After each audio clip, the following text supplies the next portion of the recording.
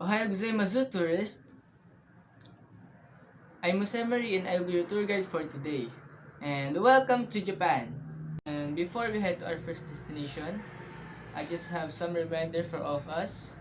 The first one is always wear your face mask, practice social distancing, and please remain seated until we come to a full stop. And we also suggest that you carry a small amount of cash and take care of yourself and your belongings. These rules are for your own comfort and safety. And if you have questions, don't hesitate to call me. Thank you and God bless.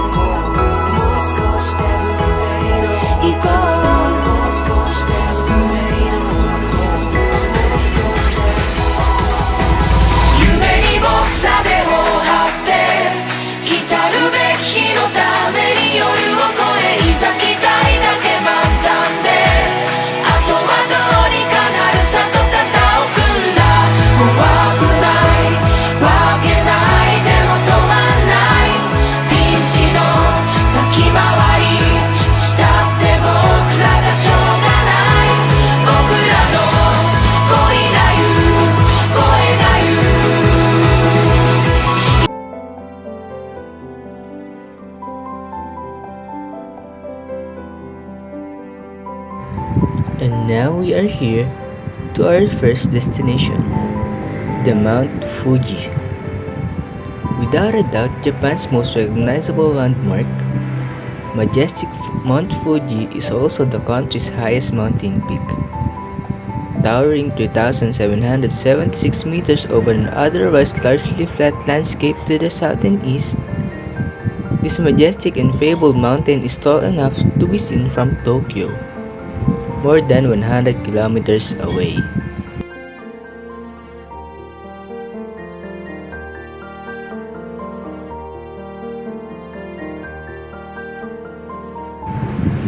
Mount Fuji has for centuries been celebrated in art and literature and is now considered so important an icon that UNESCO recognized its world cultural significance in 2013. Part of the Fuji Hakone-Izu National Park, Mount Fuji is climbed by more than 1 million people each summer as an act of pilgrimage which culminates in watching the sunrise from its summit. And now, I am giving you time to enjoy the view. Just remember our reminders. Thank you.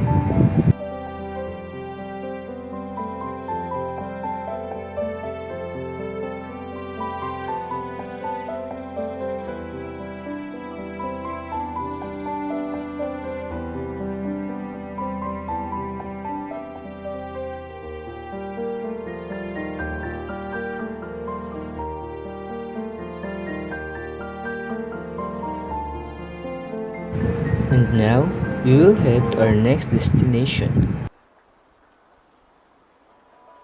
Welcome to Imperial Palace, Tokyo's most famous landmark.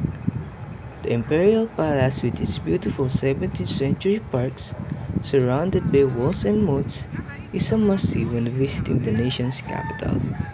Don't be put off by the fact that the majority of the palace is closed to the public, as there is still enough to see simply by strolling the grounds. In addition to the many fine views of the palace from numerous points in the surrounding parkland, visitors are permitted into the East Higashi-gyon Garden and other areas that are open to the public as part of an organized tour. And now, we are here on our third destination, the bamboo forest in Kyoto, or the historic Kyoto. One of Japan's most visited cities, lovely Kyoto.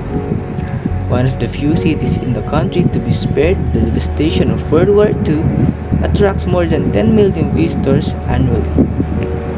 Most of them are here to explore Kyoto's fine old streets and architecture. Much of it unchanged since the imperial family took up residence here more than 1,000 years ago.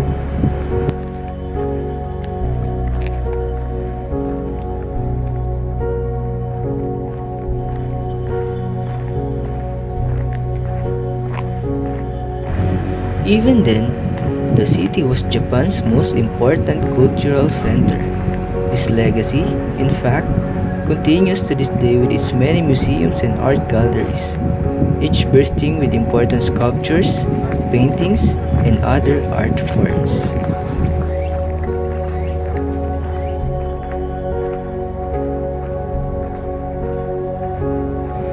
And now, it's time to go to our next destination.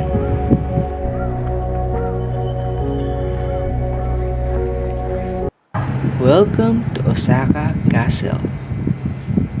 Built in 1586 by famous Japanese warrior and politician Toyotomi Hideyoshi.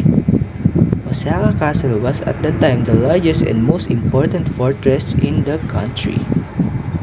Although destroyed and rebuilt a number of times since, the present structure, built in 1931, remains true to the original.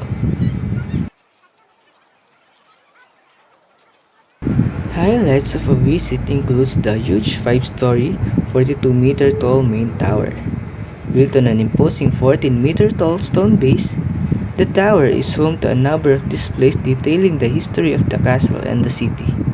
Be sure to visit the top floor for its superb views over Osaka, an especially attractive sight as the sun sets.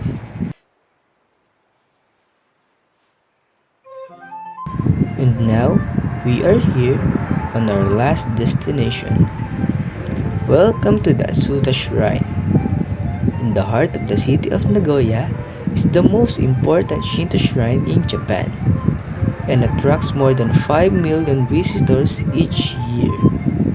Established in the 1st century, this religious site is famous for its preserved imperial insignia, the grass mowing sword, one of the only three in the country.